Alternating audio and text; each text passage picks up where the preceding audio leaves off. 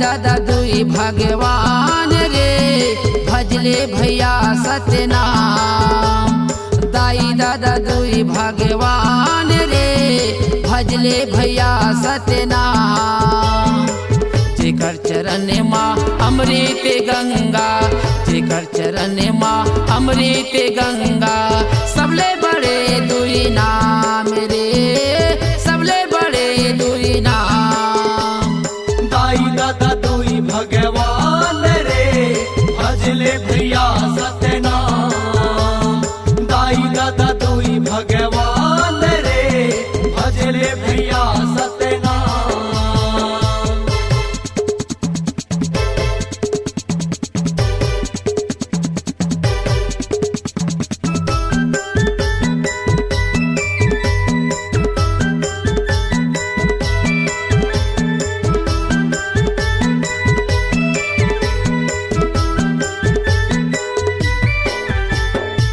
दाई दादा ला ठुकरा के संगी कहाँ कहाँ तय लुकावे, कहाँ कहाँ तय लुकावे। जेकर चरण माँ तर जावे भैया चारों धाम मुक्ति पावे, चारों धाम मुक्ति पावे।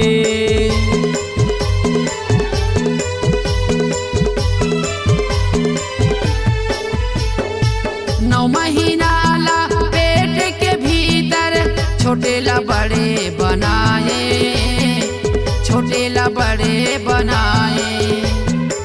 दाई दादा मन तोला सिर जाए पर का दुखला नहीं पाए, का दुखला नहीं पाए।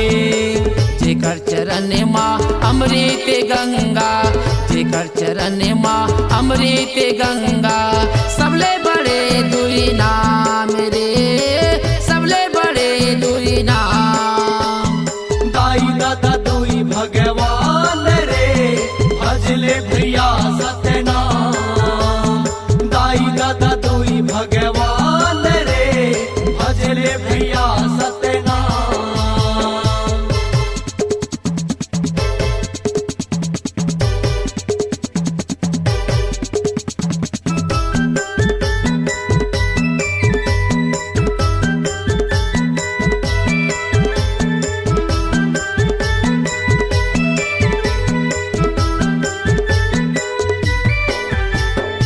मांगे सहारा तन बुढ़ापा, काबरे आँखी दिखाए, काबरे आँखी दिखाए। का हो गे तोरे मती का भैया दूध के लागा नहीं चुकाए, दूध के लागा नहीं चुकाए।